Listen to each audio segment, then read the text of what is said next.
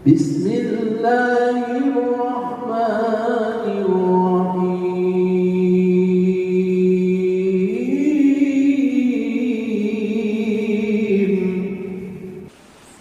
Hati yang rusak itu adalah hati yang seringkali lupa kepada Allah. Hati yang hanya memikirkan kepentingan-kepentingan sesaat, namun melupakan akibat. Nah, ini hati yang rusak. Dan hati yang rusak inilah yang ada pada diri kebanyakan kita. Hati yang demikian yang rusak itu kalau ingin selamat maka mesti diobati. Agar bisa hati kita ini selalu ingat kepada Allah, selalu ingat kepada Rasulullah Sallallahu Alaihi Wasallam, dan selalu memikirkan tentang yaumil akhirah, hari akhirat. Nah, bagaimana caranya memperbaiki hati yang rusak itu? Beliau mengatakan bahwa yang paling bermanfaat, yang paling mujarab untuk mengobati hati yang rusak itu adalah uzlah atau khalwat. Artinya menjauh daripada manusia, menyendiri, tetapi disertai dengan tafakkur. Dengan kita menyendiri dan tafakkur, maka hati yang rusak tadi diharapkan bisa baik. Nah, itu yang dimaksud di dalam hikmah yang ke-12 ini. La khaira fi uzlatin ay khalwatin la tafakkura biha wa la nuhuda li tafakkurin la uzlata ma'aha. Tidak ada kebaikan pada uzlah, khalwat, yang tidak ada tafakkur padanya. Kita menyendiri, mengasingkan diri daripada manusia, tapi kada ada tafakkur. Nah, maka itu uzlah, tidak ada kebaikannya. Sedangkan tafakkur tapi tidak uzlah, tafakkur di waktu kita berada di tengah-tengah umat, tafakkur di waktu kita berada di tengah-tengah masyarakat, maka tafakkur itu tidak akan menimbulkan kemajuan. Tafakkur itu tidak akan murni. Tafakkur itu tidak akan bersih, sehingga tidak sesuai dengan manfaat yang diharapkan dengan tafakkur itu. Nah, oleh karena itu pengarang tadi menyebutkan bahwa uzlah yang disertai dengan tafakkur itulah yang paling bermanfaat untuk memperbaiki hati yang rusak itu. Para muhibbin rahimakumullah, qala Rasulullah sallallahu alaihi wasallam, tafakkuru sa'atin khairun min ibadati sab'ina sanah. Tafakkur sesaat, satu mat, itu di sisi Allah lebih baik nilainya, pahalanya daripada ibadah kita selama 70 tahun yang tidak ada tafakkurnya. Kita beribadah, misal ibadah apa, tapi kada ada tafakkurnya 70 tahun, maka harganya lebih mahal tafakkur sesaat di sisi Allah Subhanahu wa ta'ala. Li'anna bihi yasidul abdu ila ma'rifati haqa'iqil asya wa ila ta'zimillah ta'ala wa ta'zimi kulli ma yurdi.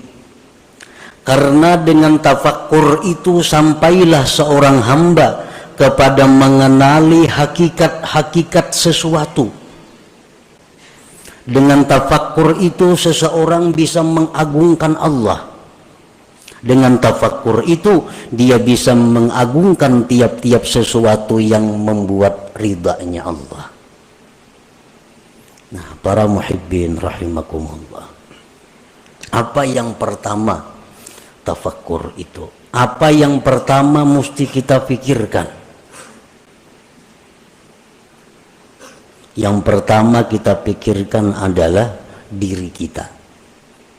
Karena man arafa nafsah arafa rabbah. Barang siapa yang mengenali, mengetahui dirinya, maka dia akan mengetahui Tuhannya. Nah, jadi yang pertama kita tafakur, yang pertama kita renungkan adalah diri kita. Apa yang kita renungkan dari diri kita? Nah, yang pertama yang kita renungkan dari diri kita adalah limadza khuliqtu. Limadza khuliqtu. Untuk apa aku ini diciptakan Allah? Nah, itu yang pertama. Di waktu kita khalwat, di waktu kita sendiri, di waktu kita mengasingkan daripada manusia, kita tafakur, kita berpikir, limadza khuliqtu, untuk apa aku ini diciptakan Allah? Dulunya kadada, sekarang ada. Untuk apa aku diadakan oleh Allah ini? Nah, itu yang perlu kita gali daripada diri kita, itu yang perlu kita mantapkan daripada diri kita. Untuk apa kita dicipta oleh Allah? Sebahagian manusia ada yang merasa bahwa dia hidup itu untuk mengumpul harta. Dia beranggapan bahwa dia diciptakan Allah hanya untuk mengumpul harta. Sehingga sebagian besar waktunya dihabiskannya untuk mengumpul harta.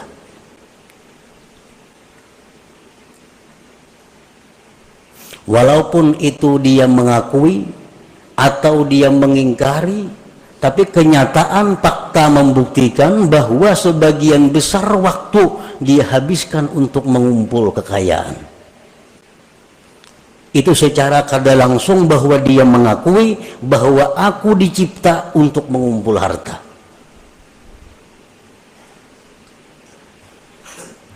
Jam 8 sampai jam 5 dihabiskan waktunya untuk berusaha mencari duit. Kena malam kauyuhan guring, bangun kayaknya pukul 7. Nah, orang semacam ini secara isyarat bahwa dia mengatakan aku dicipta untuk mencari duit. Walaupun di mulutnya kada keluar kata-kata itu, tapi tingkah lakunya menunjukkan demikian.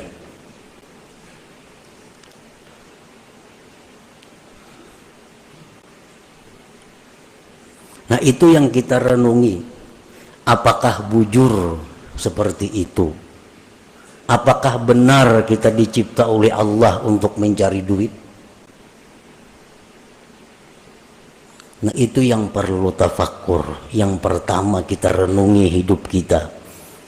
Kita renungi berapa umur kita habiskan.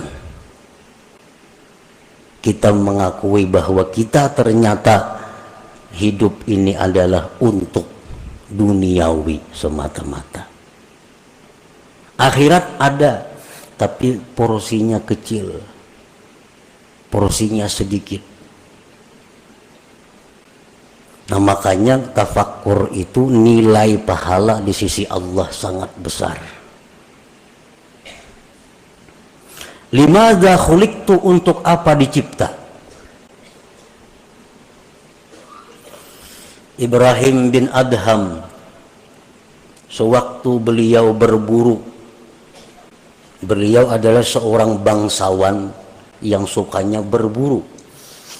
Suatu hari beliau berburu dengan perbekalan, perlengkapan yang lengkap, berangkat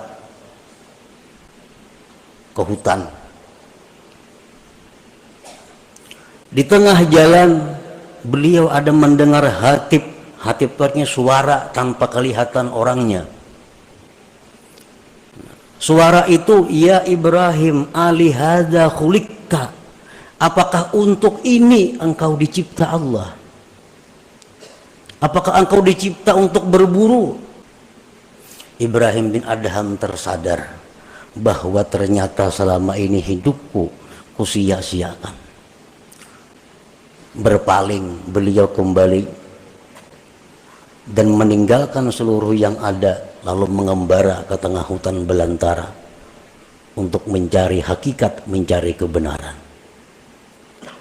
Nah, para muhibbin rahimakumullah, kita diciptakan oleh Allah, wa ma khalaqtul jinna wal insa illa liya'budun. Tidak kujadikan jin dan manusia itu, ujar Tuhan, melainkan untuk ibadah. Nah, untuk ibadah. Jadi kalau kita bertanya kepada diri kita, untuk apa aku diciptakan Allah? Jawabnya, untuk mengabdi kepada Allah. Untuk mengabdi kepada Allah. Nah, itu bisa didapat, bisa digali dengan tafakkur.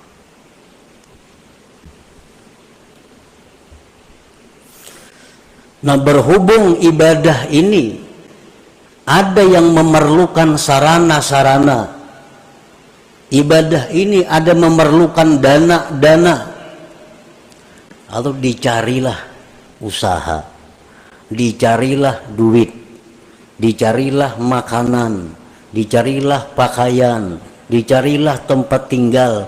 Supaya apa semuanya itu? Supaya bisa nyaman dan terus-menerus beribadah kepada Allah. Nah, jadi orang mencari duit itu sebujurnya adalah untuk supaya beribadah. Jangan dipaling, karena mencari duit lupa ibadah. Bila tak paling ya itu.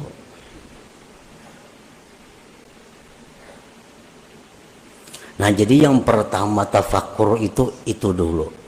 Kita mengenali diri kita, tugas kita apa? Ternyata tugas kita hanya satu, adalah mengabdi kepada Allah. Tidak ada yang lain.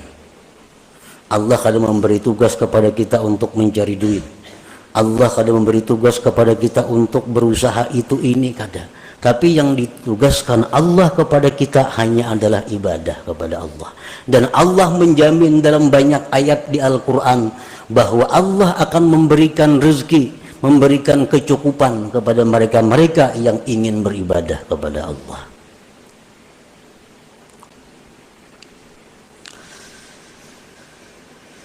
Fal uzlatu wasilatun lahu wa mu'inatun alaih. Uzlah, mengasingkan diri, itu merupakan jalan bagi tafakkur dan membantu atas tafakkur.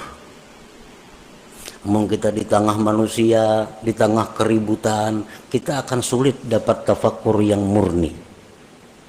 Tapi kalau kita di tempat yang sunyi, di tempat yang sendiri, nah itu diharapkan ada tafakkur yang bersih. Jadi menyendiri itu merupakan wasilah. Mengasingkan diri dari manusia itu merupakan membantu untuk tafakkur. Hadhihi liman laisa lahu syaikhun yurabbi. Ini uzlah bagi orang yang tidak punya guru yang membimbing dia.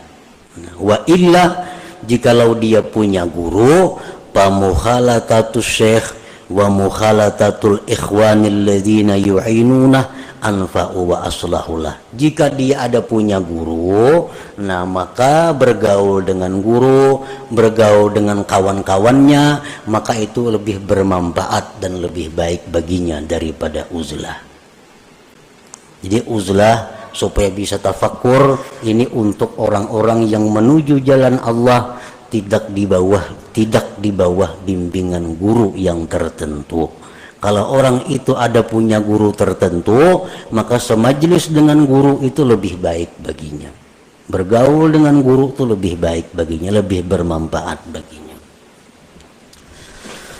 Nah, para muhibbin rahimakumullah. Wa'alam anna fil khalwati fawaida, ketahuilah bahwasanya pada khalwat itu banyak faidahnya. Kita mengasingkan diri, kada umpat perkumpulan-perkumpulan, kada umpat partai, kada umpat handil, kada umpat arisan, kada umpat Kada umpat itu banyak faedahnya. Pertama, hifzul qalbi minar riya wal mudahanah wa ghairiha minal amrad. Pertama, faedahnya kita mengasingkan diri itu terpelihara hati daripada riya. Kan riya itu minta lihat orang. Amun seorangan siapa yang melihat? Selamat hati daripada riya, daripada mudahanah dan selainnya daripada penyakit-penyakit hati, sum'ah. Nah, selamat. Yang kedua, faedahnya uzlah itu hifzul basar min afatil manzurat, terpeliharanya mata daripada bahaya-bahaya yang dipandang. Li'anna an-nazara ilal asya' yujibu tafriqatal qalbi, karena memandang kepada sesuatu itu menimbulkan terbelahnya hati. Kalau kita khalwat, napa nang kita lihat?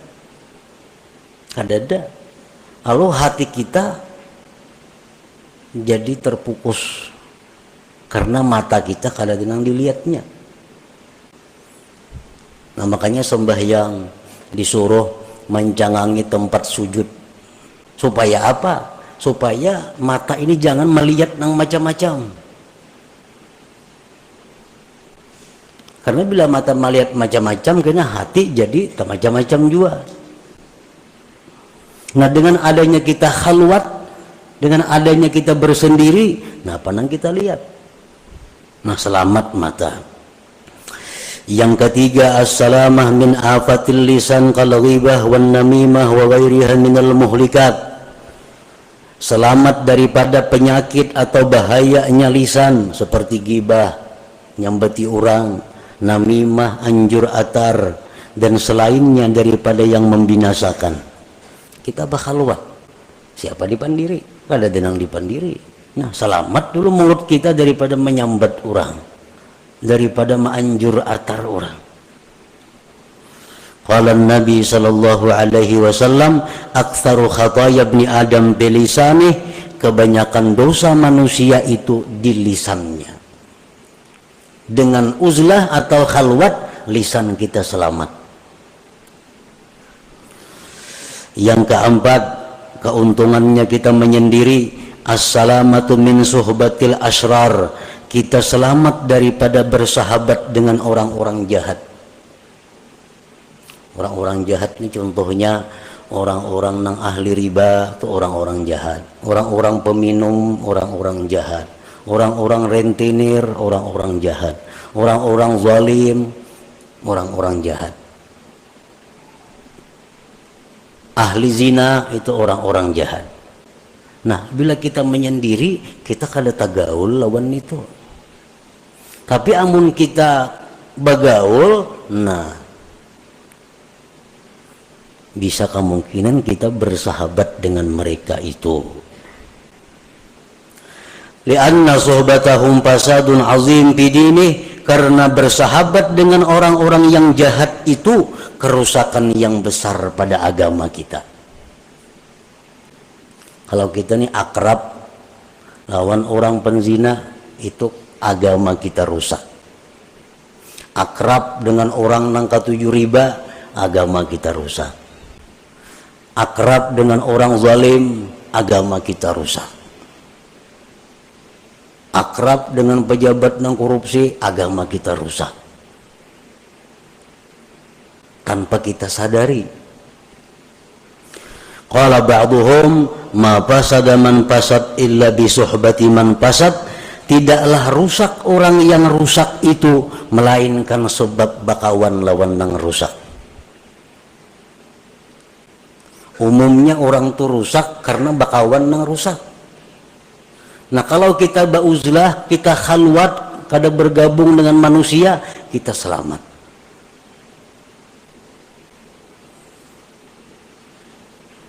Orang-orang yang dimasukkan dalam asrar, kelompok orang-orang jahat, itu pandangan matanya pandangan matanya itu bisa menularkan kejahatan kepada kita. Terutama kita nang kada kuat keimanannya. Orang nih, orang jahat, jangan lawan kita berjauh aja lagi. Pandangannya itu bisa mendatangkan laknat Allah kepada kita. Apalagi kekanakan halus-halus tuh, jangan nak dijapa-japa ya orang nangka itu. Karena keringat mereka itu adalah keringat yang dilaknat oleh Allah. Jadi bahaya bersahabat akrab dengan orang-orang yang masuk dalam gulungan asrar, yang sudah dianggap orang-orang jahat itu. Pandangan matanya bisa merusak agama kita, apalagi sentuhannya maginnya lagi, apalagi memakai bekas pakaiannya maginnya lagi,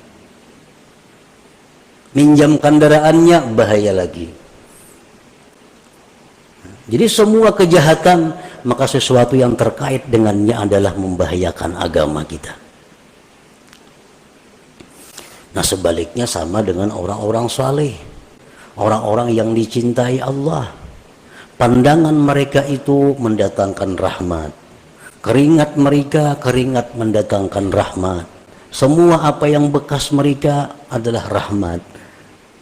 Makanya orang nang mati, jadi dalam kitab fikih, orang tuh mati disunatkan membawa sesuatu bekas orang saleh. Itu kan di kitab fikih ada tuh. Orang mati disunatkan membawa sesuatu bekas orang saleh. Bekas kainnya kah, bekas apanya kah. Misal kita mati minta kupiah, yang kupiah bekas orang saleh. Nah itu memberi manfaat.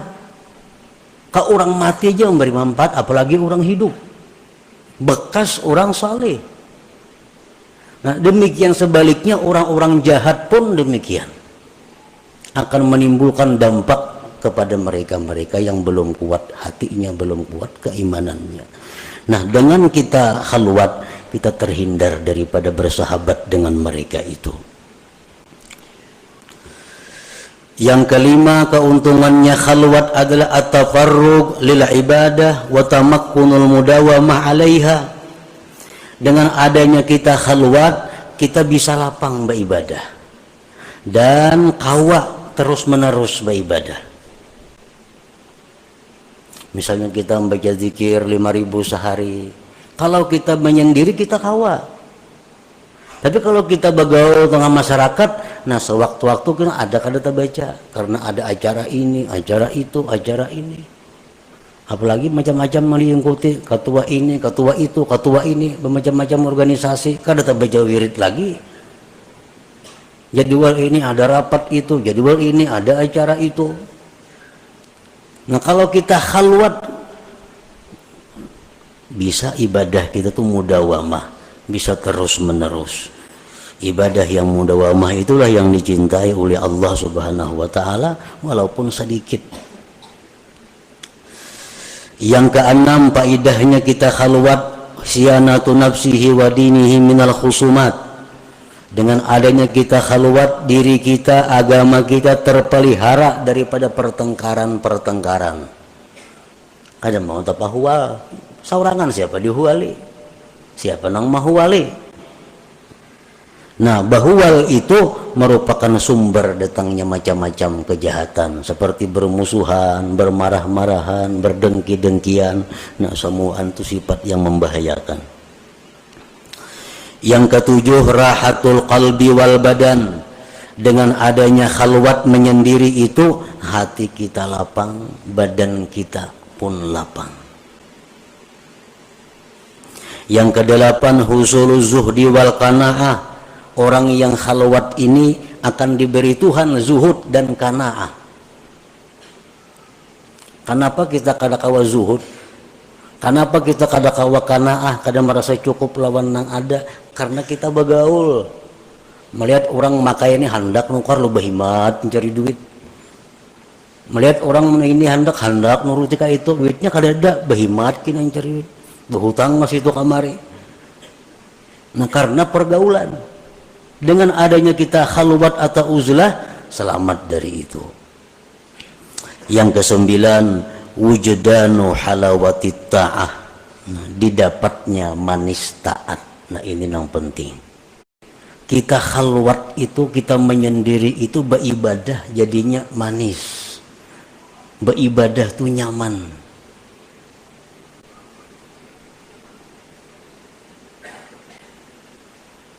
Qala Abu Talib Al-Makki rahimahullah, la yakunul murid shadikan hatta yajida bil khalwah minal halawah wan nasyat wal quwwah ma la yajidu bil alaniyah.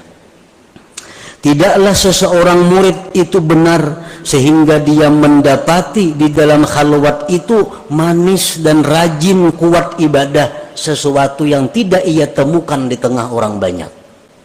Ini menandakan kita nih bujur. Bila beribadah itu tak kuat saurangan, tak nyaman saurangan, tak manis saurangan pada di tengah orang banyak, itu menunjukkan kita bujur. Tetapi bila mana kita saurangan menguliat, kulir, di tengah orang banyak rajin, menunjukkan kita munafik ngarannya. Di tengah orang banyak, perajinnya beribadah. Bila saurangan, sajus saja kada sanggup membaca Quran. Di tengah orang banyak 2 juz sanggup. Dalam kamar sorangan kada kawa. Nah, ini menunjukkan ada sifat munafik di dalam hati.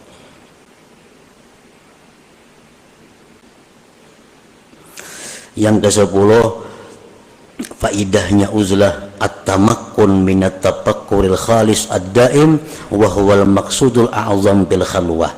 Bisa kawa tafakkur yang murni, yang terus menerus, itulah tujuan yang besar di dalam khalwat, di dalam uzlah itu.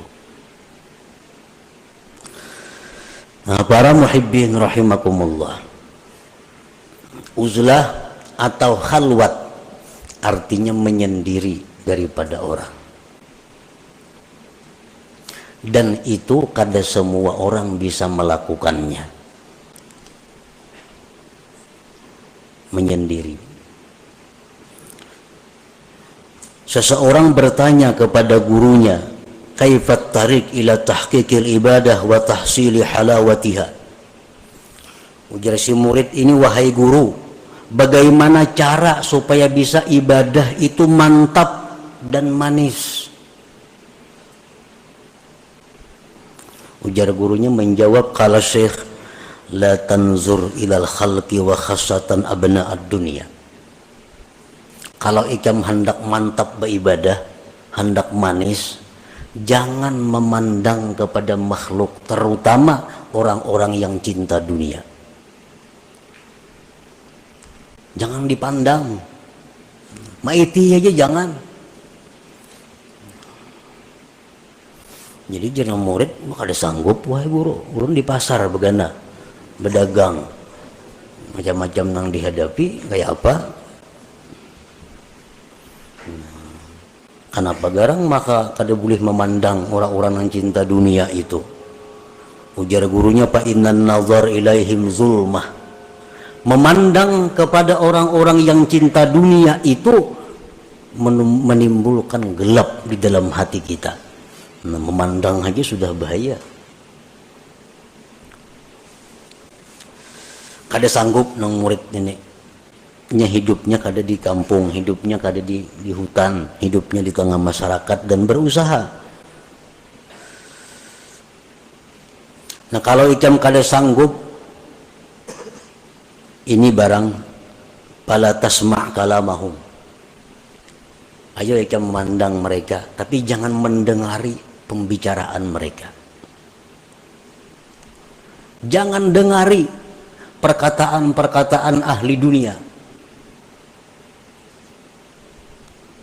Ada kau melihat TV lagi tuh, berita-berita. Kenapa garang kada kau kada boleh mendengari pembicaraan ahli dunia itu? Fa inna kalamahum kaswah. Pembicaraan orang cinta dunia itu menimbulkan keras hati kita. Kita ini menalinga orang berpandir dolar, pandir emas. Orang bisi emas kada, dolar kada, ini menalinga mana, itu membuat hati kita keras.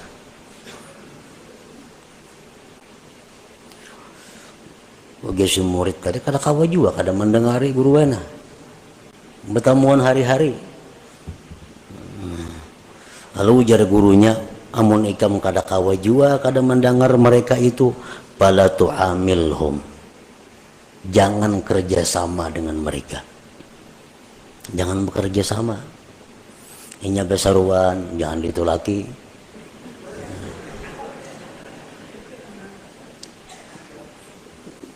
Orang-orang bakhil tuh, orang-orang bakhil besaruan jangan ditulaki. Kenapa? Makanannya itu daun penyakit. Itu ujar Nabi medahkan. Orang bakhil tuh makanannya itu penyakit. Kayak mengetahui orang tuh bakhil kadanya. Tahu ini di kampung tuh kadang alih kada. Jangan menyumbang, kada terdengar baruhan, bakhil ngarannya. Orang itu laki, orang udah bisa baruhan tuh bakhil ngarannya. Nah, inya baruhan jangan tulak penyakit. Itu jar Nabi kita medahkan itu. Makanan yang dihidangkan dari orang bakhil itu daun penyakit. Namun ikam kada-kawa kada memandang mereka, kada-kawa kada berpandir lawan mereka, jangan kerjasama. Jangan hendak berjual tukar lawan inya. Jangan hendak mendatangi inya, jangan hakun didatangi inya. Maka ada kawa juga guru kayak itu, kada sanggup juga. Nah, guru yang terakhir, munik yang pada sanggup juga itu, fala taskun ilaihim, jangan ikam tentram kepada mereka. Ini yang terakhir, jangan tentram. Kadang-kadang hati kita nih, bila parak orang sugih asa nyaman, nah itu iya ngaran tentram melawan mereka. Bila parak orang miskin bepaluhan sakada nyaman. Nah. La taskun ilaihim, jangan tentram kepada mereka. Janganlah dijadikan orang-orang cinta dunia itu penentram hati kita, jangan. Fa inna sukun ilaihim halakah, karena mencari tentram kepada mereka itu kebinasaan kita. Nah, ini terakhir. Jadi ayuha hendak memandang mereka, hendak mendengari perkataan mereka, hendak bekerja sama lawan mereka, tapi sebuting. Jangan hendak tentram, jangan hendak merasa tenang dengan mereka itu. La yajidu halawatal ibadah man kana qalbuhu sakana ila ghairillah, tidaklah bisa mendapatkan manisnya ibadah orang nang hatinya itu tentramnya kepada selain Allah. Orang tuh hatinya tentramnya bukan lawan Allah. Nah, orang ini ibadahnya kada mau manis. Tapi bila orang ini menyebut Allah tentram hatinya, menyebut Allah senang hatinya, nah orang seperti ini yang bisa dapat manisnya ibadah.